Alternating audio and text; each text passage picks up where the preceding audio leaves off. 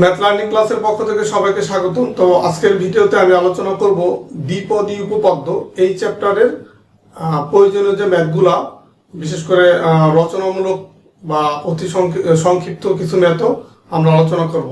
তো এইটা দ্বিপদী উপপাদ্য মেনলি যে ম্যাথগুলো আছে এই চারভাবে পরীক্ষায় আসতে পারে। এই বোর্ডে পরীক্ষা যখন আসে এই চারভাবে আসে, বলে যে আর প্লাস অন্তম পদ বের করো, বা মধ্য পদ বের করো, বা সহগ বের করো, বা এই যে মুক্ত পদ, বর্জিত পদ, বা ধ্রুব পদ, বা নিরপেক্ষ পদ, এগুলো বের করো। তো আজকের এই ম্যাথের মাধ্যমে এই সবগুলো নিয়মে আমি শিখাবো, বা সবগুলো নিয়মে আমি কভার করবো। আজকের ভিডিওটা শুরু থেকে শেষ পর্যন্ত মনোযোগ দিয়ে দেখেন, তাহলে এই তৃতীয় চ্যাপ্টার যে দ্বিপদী উপপাদ্য বা বাইনোমিয়াল থিওরেম, তো এই চ্যাপ্টারের যে ম্যাথগুলো, এটা নিয়ে আপনাদের কনফিউশন থাকবে না, বা এই ম্যাথগুলো সম্পর্কে একটা ক্লিয়ার বা স্বচ্ছ ধারণা পাবেন। তো চলেন শুরু করা যাক। তো ধরুন এখানে একটা আমি দ্বিপদী উপপাদ্য এটা লিখে রাখছি, কারণ এখানে দেখেন দুইটা পদ আছে, এই যে একটা আর এই যে একটা, এই দুইটা পদ আছে বা একটা পাওয়ার আছে। তো যদি প্রথমে আমরা আসি যে আর প্লাস অন্তম পদ, এটা কিভাবে বের করতে হয়। ধরুন এই ম্যাথটা দিয়ে যদি বলে দেয় যে এটা আর প্লাস অন্তম পদ বের করা, আর প্লাস অন্তম পদ মানে কি, এটা সরাসরি তো আর বলে দিবে না যে আর প্লাস অন্তম পদ। যদি বলে দেয় যে এটা পাঁচতম পদ বের করো, পাঁচতম পদ বের করো, তো এই পাঁচতম মানে কি? হ্যাঁ, পাঁচতম পদ মানে হচ্ছে আর এরকম লিখি আমরা যখন এটা সলিউশন করব, পাঁচতম পদ ইকুয়াল হচ্ছে 4 প্লাস ওয়ানতম পদ।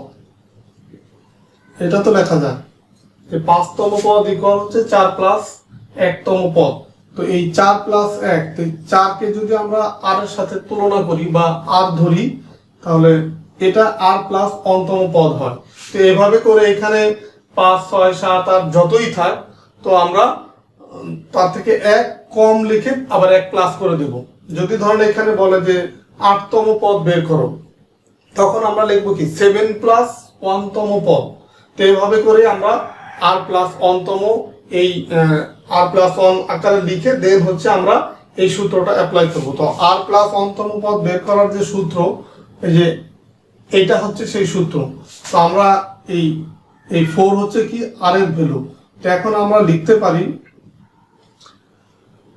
দেখেন যদি আমরা এই 4 প্লাস 1 এইতম পদে এটা বের করতে চাই, তো আমরা এইভাবে লিখতে পারি যে এখানে দেখেন পাওয়ার আছে 12। তো আমরা এইভাবে লিখতে পারি যে যেহেতু এই সূত্রটা অ্যাপ্লাই করব, এটা হচ্ছে n এর ভ্যালু, তার মানে 12 সি আর আর এর ভ্যালু কি, আর এর ভ্যালু হচ্ছে 4।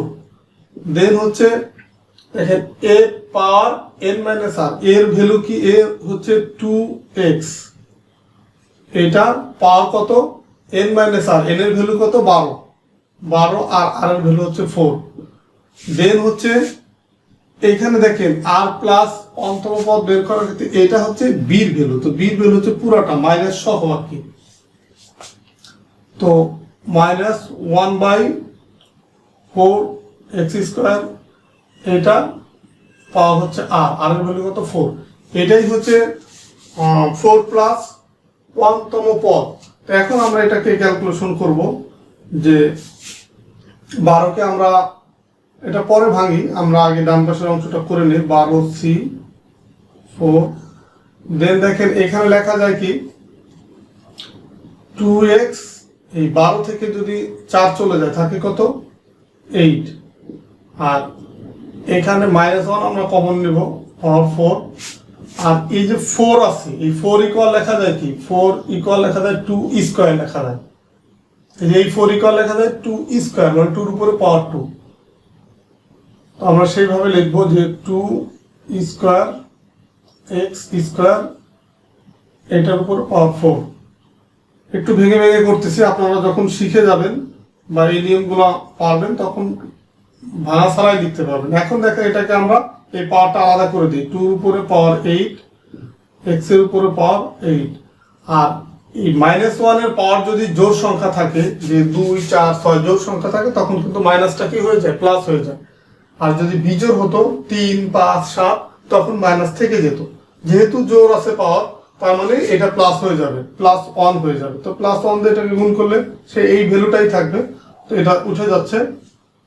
আর এখানে আছে কি 2 আছে, তো এটা যদি আমি এইভাবে লিখতে পারি যে 2 ইনভার্স 2, আর এই 4 দিয়ে যেহেতু গুণ করবো তাহলে এটা 8 হয়ে যায়, ইনভার্স 8 হয়ে যায়। আবার এখানেও লেখা যায় এই x² আছে, তো এই 4 দিয়ে যদি এটা গুণ করি x এর পাওয়ার কি হয়, 4 দুগুণে 8, আর এটা যদি উপরে চলে যায় তখন x ইনভার্স 8 এটা হয়ে যায়। তো এটা হচ্ছে এই 2 কে 4 দিয়ে গুণ করলে 8 হয়, আর এটা যেহেতু নিচে ছিল মানে হরে ছিল, এটা যদি উপরে নিতে যাই তখন আবার এটা মাইনাস হয়ে যায়, এই সেম ভাবে এটা। তো এখন আমরা এটাকে এখন ভাঙবো, 12 বাই হচ্ছে ফ্যাক্টোরিয়াল 4 ফ্যাক্টোরিয়াল 12 মাইনাস 4। দেখেন এখন হচ্ছে আমরা 2 কে যদি এইটা আর এটা যে দুই জায়গায় 2 আছে, তো আমরা এটাকে একসাথে করে ফেলি, 2 8 মাইনাস 8। এটা কিভাবে হলো, আমরা একটা সূত্র জানি যে a power m into a power n যদি হয় তখন a power m plus n, এই সূত্র অনুসারে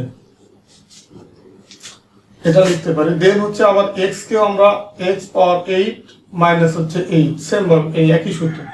এখন আমরা এটা লিখতে পারি যে 12 ফ্যাক্টোরিয়াল 12 আছে, এটাকে 12 যেহেতু এখানে 12 থেকে যদি আমরা 4 মাইনাস করি তাহলে কি হবে, ফ্যাক্টোরিয়াল 8 পাবো।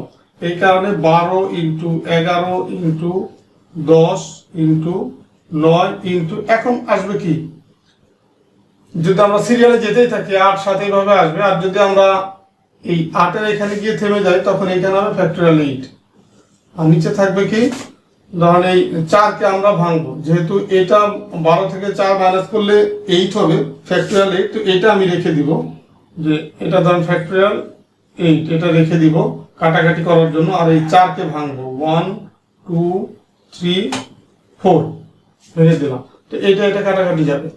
আর এখন দেখেন এখানে পাওয়ার হয় 2 পাওয়ার 0, x এর পাওয়ার 0।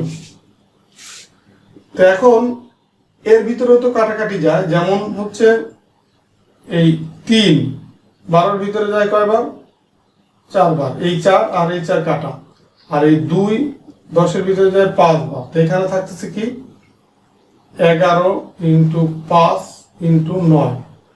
আর এখানে যদি পাওয়ার হচ্ছে কোনো কিছুর পাওয়ার, যেমন a পাওয়ার যদি 0 হয় এটার ভ্যালু হচ্ছে 1, তো দেখেন পাওয়ার 0 হলে যে কোনো কিছু, যে কোনো সংখ্যা বা যে কোনো রাশির উপরে যদি 0 হয় পাওয়ার, সেটা হয়ে যায় 1। তো এটাও x এর পাওয়ার 0, এটা 1। আর এটা হচ্ছে ক্যালকুলেশন করলে পাবো হচ্ছে আমরা 9 11 কত 99, তাকে যদি আবার 5 দিয়ে গুণ করি আমরা 495 পাবো। এটাই হচ্ছে অ্যান্সার। যদি আমাকে 5তম পদ বের করতে বলে এই ভ্যালুটা, মানে এই দ্বিপদী রাশিটা, তখন আমরা 5তম পদের ভ্যালু পাবো 495।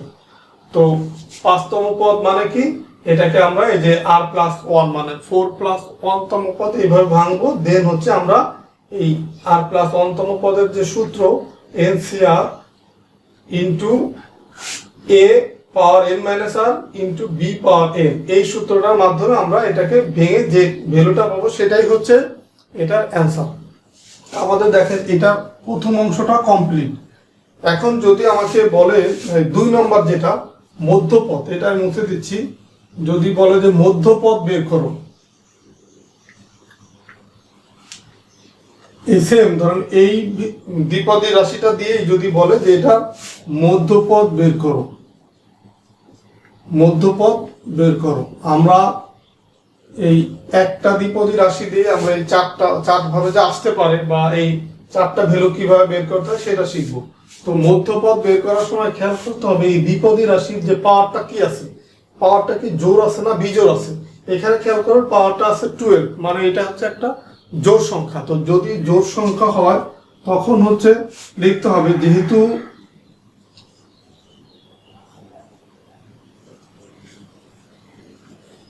পাওয়ার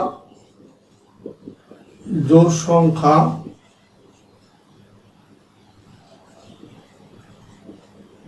সুতরাং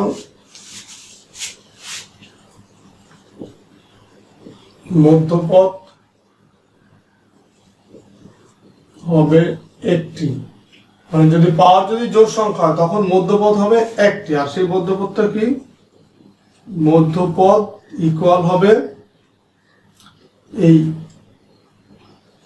n -2 + 1। তো n এর ভ্যালু কি আছে? n এর ভ্যালু হচ্ছে 12 ভাগ হচ্ছে 2 প্লাস হচ্ছে 1। তাহলে কত হয় এখানে? এই 2 দিয়ে যদি 12 কে ভাগ করি 6, তার মানে 6 + 1 তম পদ। মধ্যপদ হচ্ছে 6 + 1, এততম পদ। এখন আমরা 6 + 1 তম পদ আমরা খুব সহজেই বের করতে পারবো এই সূত্রটার মাধ্যমে, যে 6 + 1 এততম পদ ইকুয়াল হচ্ছে NCR, এই সূত্রটার মাধ্যমে r + 1 তম পদের যে সূত্র সেটা। তো এটাকে আমরা কিন্তু ওই যে 6 কে যদি r ধরি, r + 1 এই সূত্রের ভিতরে পড়ে যায়, এইটারই কিন্তু সূত্র হচ্ছে এটা। আমরা লিখতে পারি 12c, r এর ভ্যালু কত? 6 ইন্টু 2x, পাওয়ার কত হয়? 12 মাইনাস হচ্ছে r এর ভ্যালু কত? 6 ইন্টু হয় -1/4x², পাওয়ার হচ্ছে কত হয়? 6। তো এইভাবে আমরা এই সূত্র অনুসারে লিখলাম, দেন এটাকে আমরা ক্যালকুলেশন করলে কিন্তু এই মধ্যপথটা পেয়ে যাব। তো মধ্যপথটা দেখেন, এখন আমরা ক্যালকুলেশন করি এটার মধ্যপথ। ক্যালকুলেশন যদি করি 12c 6, এই আগেরটার মতো 2x, 12 থেকে 6 মাইনাস হলে 6 হয়, ইন্টু -1 কে আমরা বাইরে নিয়ে আসলাম, পাওয়ার 6 1/, এখানে আমরা ভেঙে দিই এটাকে, মানে 2e² x² পাওয়ার 6। এটাকে 4 কে 2 কেন করলাম? যে এখানে একটা 2 আছে, তো এটা আমরা কমন নিতে পারবো। এখন আমরা এটাকে ভেঙে দিই, যে ফ্যাক্টোরিয়াল 12 আর নিচে আসে ফ্যাক্টোরিয়াল 6, এখানেও ফ্যাক্টোরিয়াল 12 - 6, এখানেও 6 আসবে ফাইনালি। দেখেন এটা, দেন হচ্ছে আমরা 2 এর পাওয়ার হবে 6, x এর পাওয়ার 6, আর এটা -1 এর পাওয়ার যেহেতু 6 আছে জোড় সংখ্যা, তার মানে মাইনাস প্লাস হয়ে যাবে, +1 হয়ে যাবে। তো এটা দিয়ে গুণ করলে তো এই ভ্যালুটাই থাকবে, তো এটা উঠে যাচ্ছে। আর এইখানে হবে 2 ইনভার্স হচ্ছে 6 × 2 = 12, আর যেহেতু এটা নিচে আছে, হরে আছে, উপরে চলে যাবে, মাইনাস হয়ে যাবে এটা। দেন হচ্ছে x ইনভার্স 6 × 2 = 12।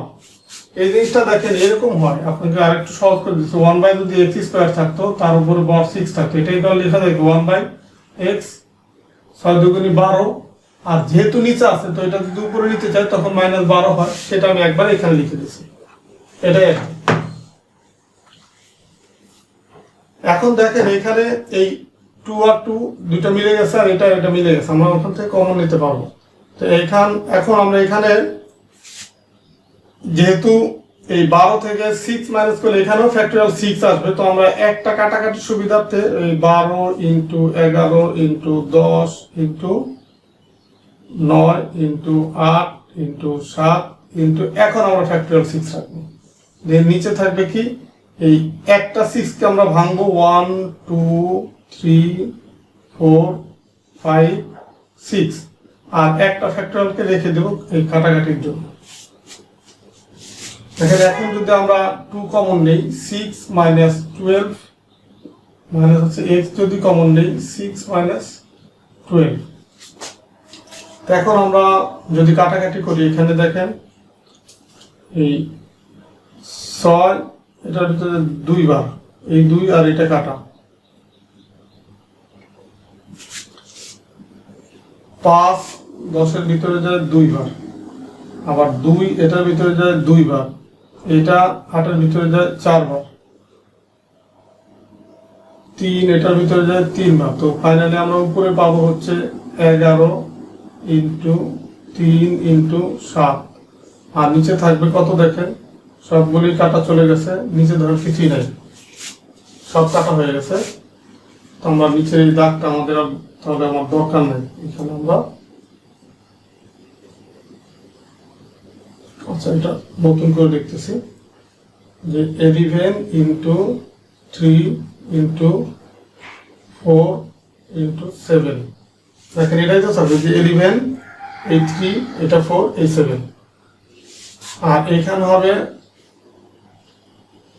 ইন্টু 2 পাওয়ার হচ্ছে -6 x -6, এটাই হচ্ছে অ্যান্সার। এখন আমরা এটা হচ্ছে কি মধ্যপদ, এটাকে আমরা ক্যালকুলেশন করে দেব, ক্যালকুলেশন করলে যা হবে ওইটা হবে ভ্যালু। ধরুন এখানে এই 2 পাওয়ার -6 আছে, এটা ইনভার্স 6 আছে, এটাকে যদি আমরা নিচে চলে যাই তাহলে 1/2 পাওয়ার 6 হয়, তো কাটাকাটি করলে যেটা হবে ওইটাই হচ্ছে ভ্যালু বা ওইটাই হচ্ছে অ্যান্সার, বা এখানে যদি অ্যান্সার লিখে দেন তাতেও হয়, বা এটাকে আমরা আর একটু সুন্দর করে লিখতে পারি এইভাবে 1/26 আর 1/x6, এটাই হচ্ছে এই ম্যাথের হচ্ছে অ্যান্সার বা মধ্যপদ। আমার এটাও হয়ে গেল। এখন যদি আমাকে সহগ বের করতে বলে, যে এটা ধরেন আমি মুছে দিচ্ছি,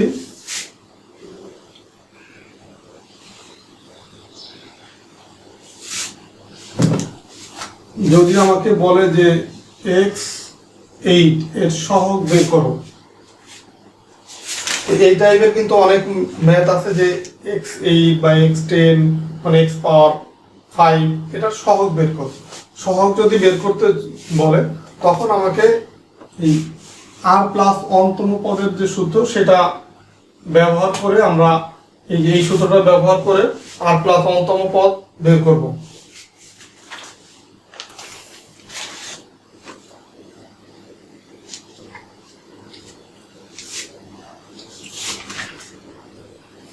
তো এটা থাকতে পারে যে সহগ বের করতে বলতে পারে, আবার মুক্ত পদ বা বর্জিত পদ বা নিরপেক্ষ পদ এটাও বের করতে বলতে পারে। তো আমরা যদি ধরুন x সহগ আছে, আবার ধরেন আছে যে x বর্জিত পদ, এই দুইটা আমরা একসাথেই করব, বর্জিত পদ বের করতে বলতে পারে। তো এখন এটা যদি আমরা বর্জিত পদ বের করতে চাই, তো এখন আমরা সলিউশন করার জন্য লিখবো এখন যে এটা r প্লাস 1তম পদ ইকুয়াল কি এই যে সূত্র, l এর ভ্যালু শুধু এখন আমরা জানি, r এর ভ্যালু কিন্তু জানি না, কারণ এটাকে আমার 6তম পদ বা 7তম পদ আর এরকম কিছু বলে নাই। ওটাকে বললে আমরা ভেঙে r প্লাস 1তম পদ একটা লিখতে পারতাম। যেহেতু r প্লাস 1তম এখানে বলে নাই, তার মানে এখানে r এর ভ্যালু কিন্তু নাই বা আমরা জানি না, তার মানে আমরা এই সূত্রটা শুধু n এর ভ্যালু পাবো আর rটা ডিরেক্ট থেকে যাবে, যেমন 12c r। এখন হচ্ছে এই 2x পাওয়ার কি 12 মাইনাস r মানে n মাইনাস r, আর আছে কি মাইনাস 1/4x² পাওয়ার হচ্ছে r। এটা হচ্ছে এই যে দ্বিপদী রাশি, এটা r প্লাস অন্তম পদ। তো এটাকে আমরা ভাঙবো, কিভাবে ভাঙবো, যে 12c r, এখন দেখেন 2 পাওয়ার 12 মাইনাস r, x এর পাওয়ার 12 মাইনাস r, 12 মাইনাস r, আমরা এই পাওয়ারটাকে আলাদা আলাদা করে দিলাম। এখন দেখেন যে -1 পাওয়ার হচ্ছে r ইন্টু এই মাইনাসটাকে আমরা আলাদা করে দিচ্ছি। এখন আবার আসতেছে যে 1/2 x² পাওয়ার হচ্ছে r।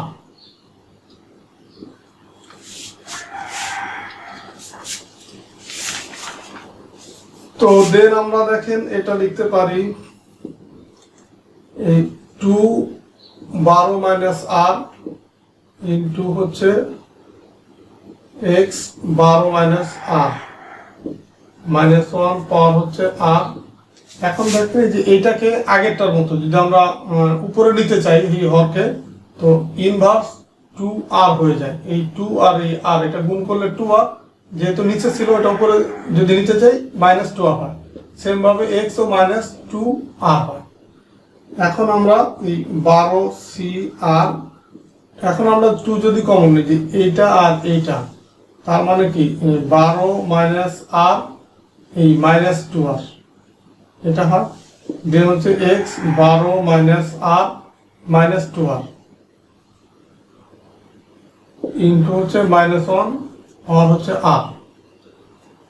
তো এটা যদি ক্যালকুলেশন করি 12 CR 2 পাওয়ার 12 মাইনাস আর আর মাইনাস টু আর মাইনাস 3R, তো এক্স এর পাওয়ার 12 মাইনাস এটাও সেম 3R মাইনাস 1R। দেখেন আমার এইটুকু যে বের করা শেষ হয়ে গেল, n প্লাস আর প্লাস অন্তম পদ। এখন যদি এক্স বর্জিত পদ বের করতে বলে তো আমরা এইভাবে লিখবো, যেহেতু আর প্লাস অন্তম পদে এক্স বর্জিত পদ বিদ্যমান, সুতরাং এই এক্স এর যে পাওয়ারটা আছে 12 মাইনাস হচ্ছে 3R, এটা ইকুয়াল আমরা লিখতে পারি 0।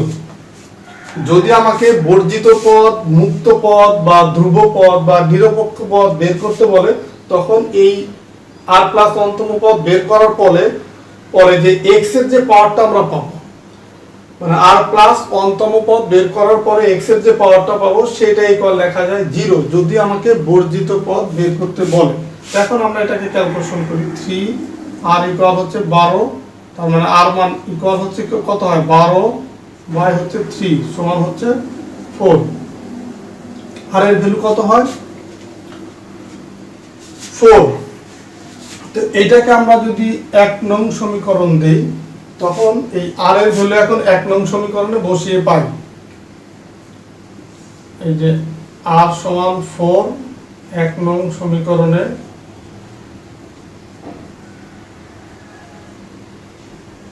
বসিয়ে কি পাই 12C, আর এর ভ্যালু এখন 4 এখন আমরা জানি, আর 2 12 মানে হচ্ছে 3 ইন্টু হচ্ছে আর এর ভ্যালু 4। আর যেহেতু এক্স বর্জিত পদ তো এক্স এর যে ভ্যালুটা আছে এটা আমার বাদ যাবে, দেন আসবে কি -1 আর এর ভ্যালু কত 4। এখানে এটাকে যদি আমরা ক্যালকুলেশন করি ফ্যাক্টোরিয়াল 12 আর নিচে আসবে ফ্যাক্টোরিয়াল 4 ফ্যাক্টোরিয়াল 8। এইটটা কিভাবে আসলো যে 12 মাইনাস 4, সেইভাবে 12 থেকে 4 মাইনাস করলে 8 এভাবে আসলো। দেন দেখেন আমরা লিখতে পারি কি 2 12 মাইনাস হচ্ছে 12, আর যেহেতু এটা পাওয়ারটা জোড় সংখ্যা তো মাইনাসের উপর পাওয়ার জোড় সংখ্যা থাকলে এটা ইকুয়াল হয়ে যায় 1। তো এখন আমরা লিখতে পারি যে 12 into 11 into 10 into 9 into factorial 8, আর এটা হচ্ছে 1 2 3 4 ফ্যাক্টোরিয়াল 8, এটা কাটা যায় আর এই 2 পাওয়ার হয় 0, এটা হচ্ছে 1। এখন আমরা এটাকে এই পাশে নিয়ে আসি, তো এই পাশে যদি আনি তার মানে এই 3 4 এই কাটা যায়, 3 12 এর ভিতরে যায় 4 বার, সেই 4 আর এই 4 কাটা, আর এটা যায় 10 এর ভিতরে 5 বার, তার মানে এখানে আসে 11 ইন্টু 5 ইন্টু হচ্ছে কত 9। আর এটা এই যে 2 পাওয়ার যেহেতু 0 আছে তো 2 পাওয়ার 0 হলে এই ভ্যালুটা কত হবে 1 ইন্টু 1, কারণ আমরা দেখেন এখানে একটা জানি যে এর পাওয়ার যদি 0 হয় এটার ভ্যালু হয় 1, তো এখানে 2 পাওয়ার 0 তো একই কথা 1 সেই হিসাবে লিখতে পারি আমরা। আর এটা হচ্ছে পরের যে 1, এখন এই যে এটা গুণ করলে হয় কত 495, এটাই হচ্ছে অ্যান্সার। দেখেন যদি আমাকে x বর্জিত পদ বের করতে বলে তখন আমরা এটা লিখতে পারি, এই যে এই x এর যে পাওয়ারটা থাকবে সেটা ইকুয়াল 0 লিখবো, দেন হচ্ছে r এর ভ্যালু বের করব, এবং সেই আর এর ভ্যালুটা এই যে 1 নং সমীকরণ এটা ধরে আর এর ভ্যালুটা বসাবো, এই এক্স বাদে যে ভ্যালুগুলো থাকবে সেইখানে আমরা বসাবো। আর এর ভ্যালু বসিয়ে যে ভ্যালুটা পাবো ওইটাই হচ্ছে আমার অ্যান্সার।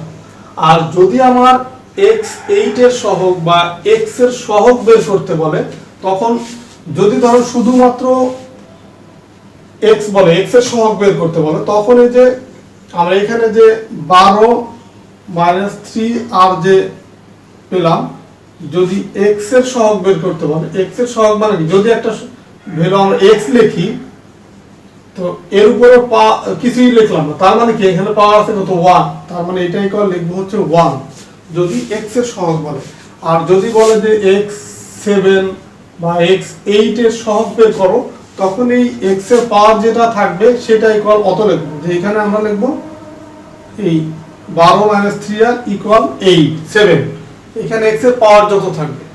এই জিনিসটা খেয়াল করুন, আমরা কিন্তু এই বর্জিত পদ, মুক্ত পদ, ধ্রুব পদ করার নিয়ম কিন্তু একই, শুধু লাস্টে এসে আমার যদি মুক্ত পদ বা বর্জিত পদ বা ধ্রুব পদ বা নিরপেক্ষ পদ বের করতে বলে, তখন x এর পাওয়ার যেটা পাবো এই r প্লাস অন্তম পদের সূত্র অনুসারে x এর পাওয়ার যেটা পাবো সেটাই কল লিখবো হচ্ছে 0।